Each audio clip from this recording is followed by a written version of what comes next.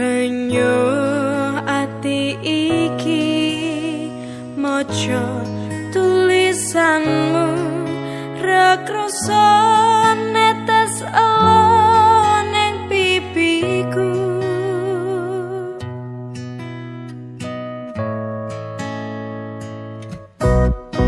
Umpama tanganku dadi suwi